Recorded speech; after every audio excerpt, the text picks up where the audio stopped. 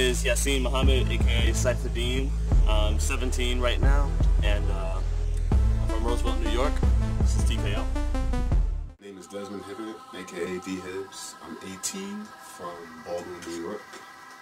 It's your boy Sean Henry, aka Crystal Meff with an F, aka the best from Northern Boulevard from Main Street in Flushing to Old Brookville, CW Post, aka dunk on you with the left, aka left foot bungee is better than 2 foot bungees. And yeah, we here. My name is Shane Robinson. I'm 17 years old and I'm from Long Island, New York. My name is Vinny Alfano. I'm 17 years old and I'm from Atlantic Beach, New York. I'm Sean, aka Young Ass. I'm 18. I turned 18 in May. I'm from Roosevelt originally, but now I live in Freeport, Long Island. You know, Hibbs made me want to start TKO. That's what I'll say. I had absolutely no interest in anything actually relating to music for a while. I enjoyed being a musician. I enjoyed rapping casually, but I did not at all want to really be a musician. It wasn't until Desmond came to me and actually made me believe that I could do it that I got interested in it. And from there it kind of springboarded, and then I knew that was what I was going to wind up doing. I've known I wanted to do something with music for a while. I guess I'll say somewhere around like 13, 14 years old. I was playing drums for school. I was playing drums outside of school for local bands and whatnot, and I started DJing somewhere around 16. And that's when I realized that music was what I wanted to dedicate my life to. You know, I'm inspired by all different types of music. I mean, everything I hear, all different types of rap. My favorite rappers is pretty much Lil Wayne, because I feel like he's a Libra, and you know, that's just my shit. T.I., fuck with T.I. too. And yeah, I'm inspired by everything though. I mean, everybody got hot music. You know, it be little lines that just be catching me like, oh nah, why would he say that? Or, you know, why would she say that? Hot shit. My friends listened to one of my beats and asked me to send him a few more, and I sent him a few more. And he eventually joined this and asked if I wanted to join too. I opened up my recording studio in Atlantic Beach, New York, A Beach Studios, and Yasin and Desmond came to me with an idea of creating a record label and starting one together with the 3 of us, because we all went to school together, we were all good friends. So they're like, let's start a record label. So we started doing recordings at my studio, and then eventually Yasin, aka Cypher Deen, he built his Real Studios, and then we just started working together, and we've been working together ever since, and it's working out really good. Honestly, I would say some of my tracks I use inspiration for like my life, like stuff I've been doing in the past, and other songs, you know, I listen to a track that Wayne did or Wiz did or something, and I'm like, how can I jump on that beat and put my own spin on that track? Because you know, if a beat's hot, everybody's gonna jump on it, so I gotta bring something into that. That's what inspires me.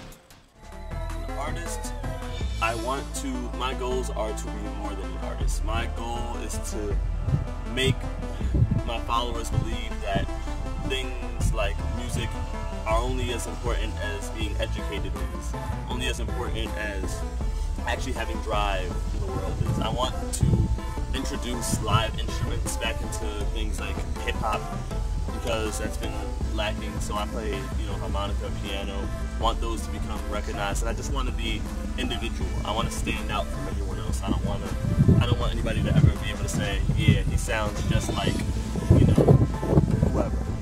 My role models would probably be my grandmother, who's now deceased. She always pushed me to do what I want to do, and always told me, don't just go to college and get in some job that you're not going to enjoy. Try to find something that you're going to enjoy through your whole life, that you can make a career out of.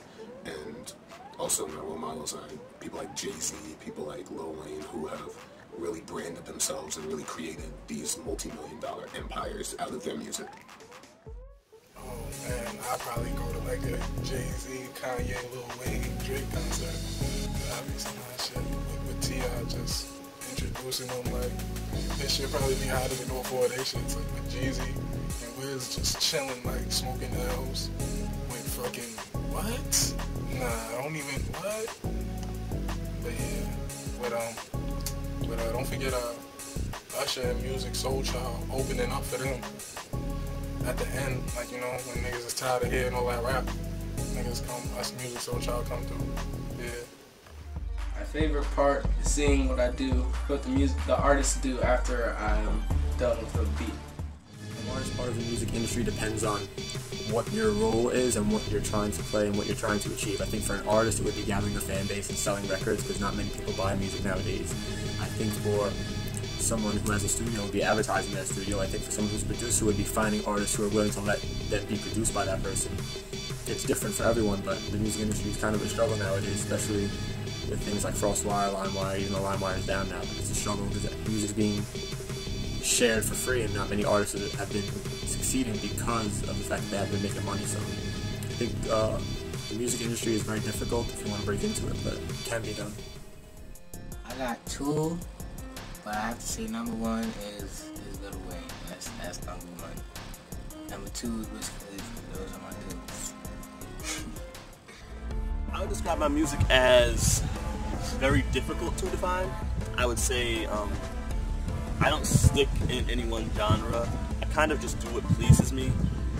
My mind works in a way that I have ideas for songs. Whatever sounds good at that moment is what I'm going to wind up doing. So if the song sounds good to me, if it sounds like it's going to make me happy, then I do it. So by that logic, I have no real genre. So I describe my music as a true expression of myself. It's really a look into my psyche.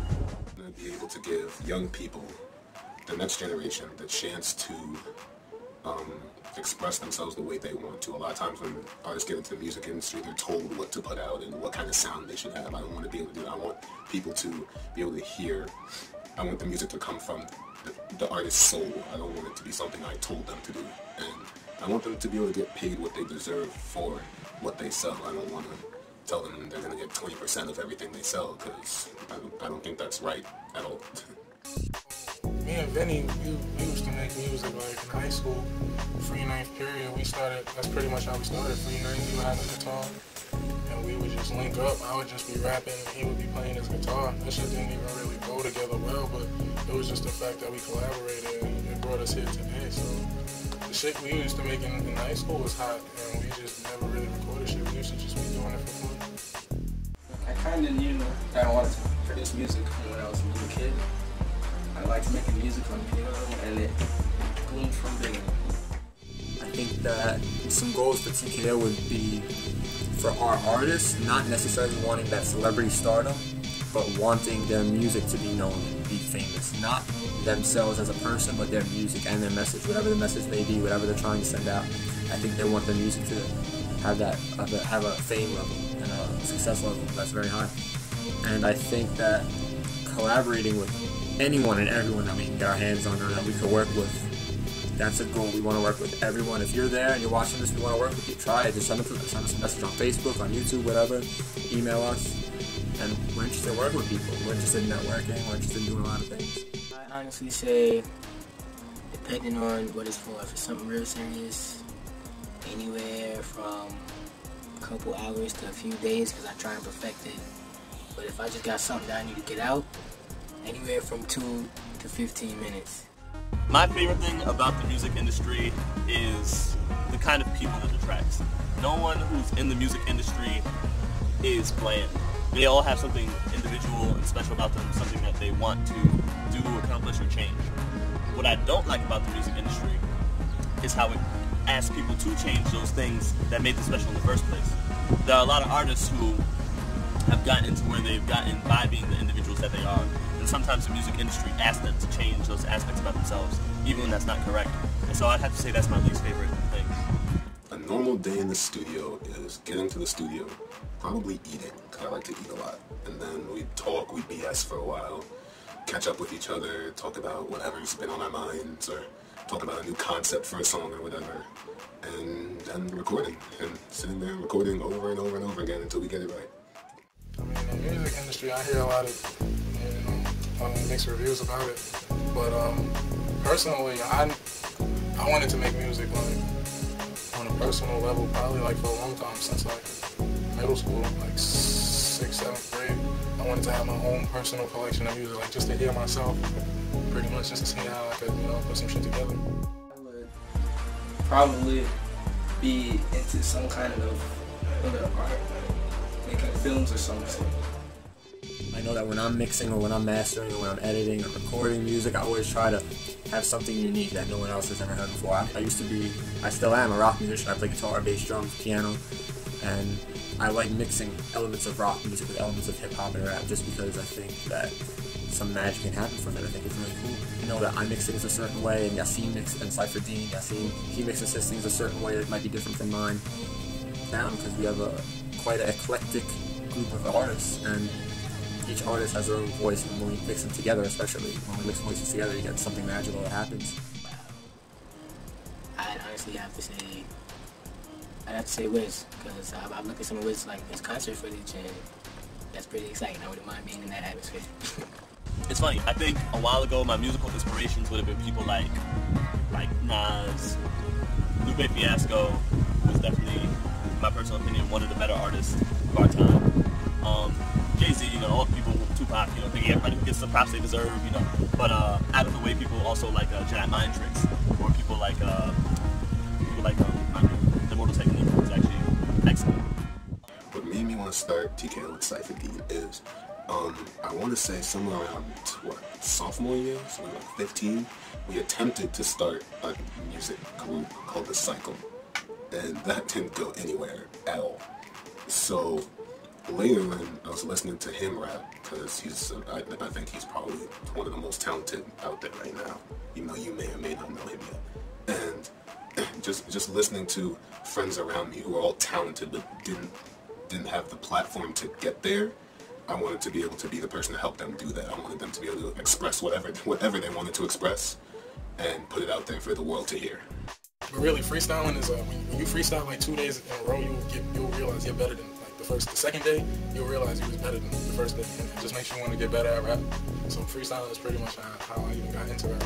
Because I'd be rapping and I'd be freestyling for fun, and people would just be like, "Yo, this shit is hot. You trying to rap like just chill, you know? I'm trying to do my shit." No, but I love freestyling for fun. I love freestyling for fun. It's great fun. Great fun. To supply the beats as long as they need them. Any big projects coming up? Cypher Deen just released his Empire mixtape. Young S is in the production of his second mixtape. Bro E has a full-length album coming out that we're going to release soon. We're going to release another single, then we're going to release the full album. Crystal Meff is in the production of his mixtape. It's going to be ridiculous. We have a lot of the tracks done, but we haven't released any, so when we release a single or two, it's going to be a surprise. Black Caesar, King Rome, and Rikers Real, they're all doing a mixtape together. They're going to have a huge mixtape release party also, which is going to be phenomenal. And that's really it. We've been working with a couple of people. There's one artist, Bill's the Kid, who we might start working with in the future. We have people sending us beats from all over the world, and we're just really excited to be working with a whole bunch of different people. And so, a new single, we try to put out a new single every week, or at least every other week from the artist. So there's always something new on the Bandcamp page. There's always something going on the Facebook. So keep checking into those websites. Do what makes you happy. I mean, I understand there's commercial music out there and whatnot, and that's what sells. But at the end of the day, if you're not happy, that's not good. Put what you feel, put your realness, your rawness, your truth, put that in your music. Do you. Because everybody else is everybody else, and we done seen everybody else how many different times. We don't want to see everybody else, we want to see you now.